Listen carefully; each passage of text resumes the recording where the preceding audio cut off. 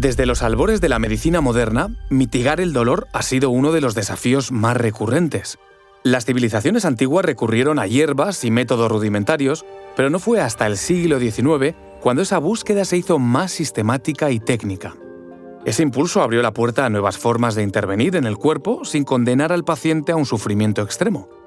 Una evolución que derivó en una técnica que hoy consideramos fundamental en partos e intervenciones quirúrgicas: la anestesia epidural. Su origen estuvo lejos de ser evidente. De hecho, para entender cómo se llegó hasta ella, conviene detenerse en la figura de su creador, el médico militar Fidel Pagés. Aquella aportación surgió en un momento médico complejo, marcado por altas tasas de mortalidad tanto en partos como en intervenciones urgentes. Pagés fue capaz de cambiar el curso de la práctica médica, aunque su nombre permaneció relegado a un segundo plano durante décadas. Os contamos mucho más a continuación.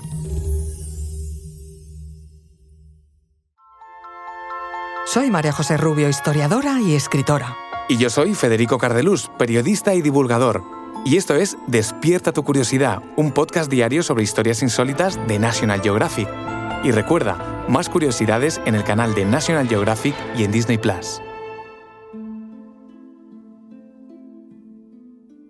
Para entender la aportación de Fidel Pagés, debemos detenernos a analizar el contexto médico de finales del siglo XIX y comienzos del siglo XX.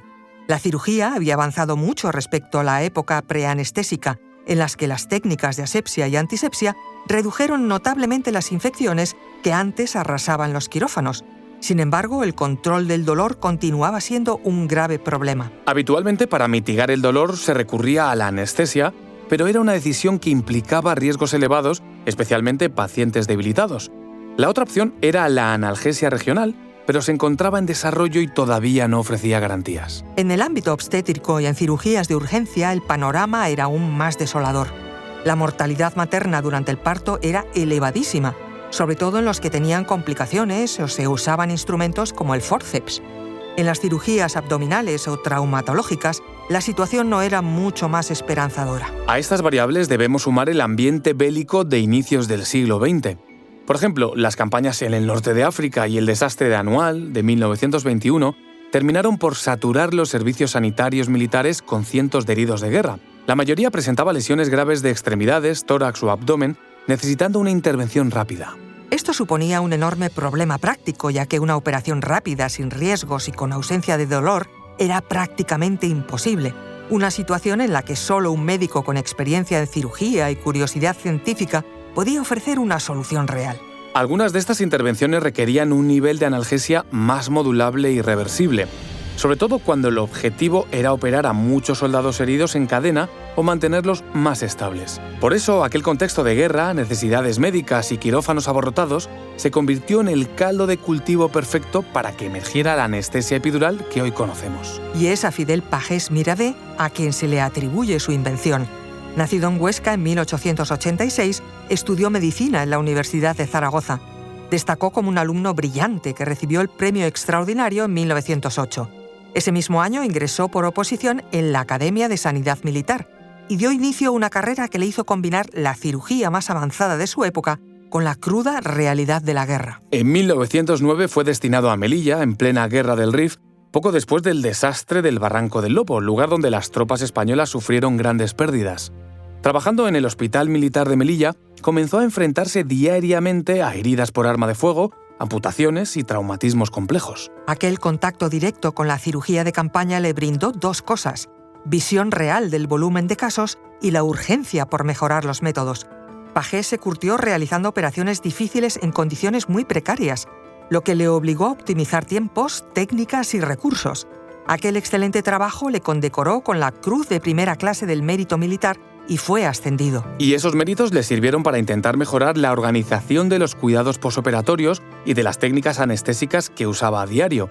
Así, Pagés se formó en las corrientes quirúrgicas modernas, incorporando de forma temprana principios de asepsia, hemostasia y cirugía restauradora, y desarrolló un especial interés específico por la anestesia local y regional. Aquellos años de trabajo intenso en Melilla, tanto en campaña como en hospitales, constituyeron el laboratorio real en el que fue perfilando una idea: buscar una técnica capaz de bloquear de forma selectiva segmentos del cuerpo sin dormir completamente al paciente. En 1919, Pagés participó en la creación de la Revista Española de Cirugía. La comunidad médica española buscaba alinearse con corrientes europeas y compartir los avances, además de conectar con otros cirujanos. Un año después, fue destinado al Hospital Militar de Urgencia de Madrid, uno de los centros más activos del país con cientos de heridos. Aquí pudo profundizar en su idea de desarrollar una anestesia regional más controlada y menos arriesgada que la raquídea, sobre todo porque muchos de los enfermos no eran candidatos para anestesia general por su estado de salud. Pagés empezó a analizar el problema con otra mirada. Si la anestesia raquídea actuaba directamente sobre el líquido que rodea la médula espinal y provocaba bloqueos demasiado amplios, ¿por qué no probar a inyectar el anestésico en un espacio situado en la parte baja de la columna donde el efecto pudiera controlarse mejor? Ese fue el origen de la anestesia metamérica. Y aunque la idea era sencilla, ponerla en práctica no lo era tanto.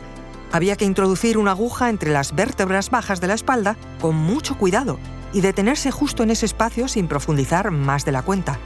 Aquel análisis minucioso culminó en 1921 con la publicación de Anestesia Metamérica, un texto en el que se explicaba dónde debía hacerse la punción, qué cantidad de anestésico usar, cómo se extendía el bloqueo por el cuerpo y cuánto duraba el efecto. Aquel artículo no era algo aislado, era un protocolo completo.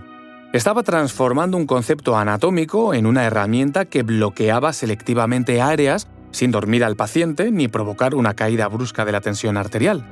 Representaba rapidez, control y seguridad, justamente lo que la medicina militar necesitaba. El problema fue que aquel artículo fue muy poco difundido. Aparecer en su revista científica española, que contaba con poca proyección internacional, no le brindó la suficiente relevancia. A esto debemos sumar que la anestesiología, como disciplina científica, no estaba aún estructurada. El reconocimiento dependía de congresos y traducciones, y Pagés no llegó a tiempo de impulsar ninguno de los dos. En 1923, cuando regresaba de unas vacaciones en Guipúzcoa con su familia, sufrió un accidente de tráfico cerca de Burgos. Murió con 37 años, en el momento en que su carrera comenzaba a consolidarse científicamente. Sin él para defender y desarrollar su hallazgo, la anestesia epidural quedó en un segundo plano durante años. En 1931, el cirujano italiano Achille Mario Dogliotti publicó una técnica muy similar que sí tuvo proyección internacional al ser traducida de inmediato.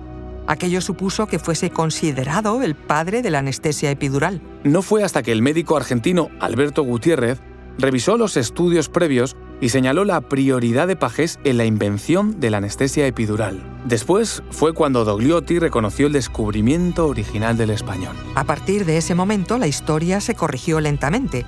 Hoy, cada parto con epidural, cada cirugía ortopédica o intervención abdominal que utiliza esta vía, aplica el principio que Pagés formuló, basado en el bloqueo segmentario controlado del dolor. Su figura está plenamente reconocida en España, con premios, homenajes, exposiciones y reconocimientos institucionales.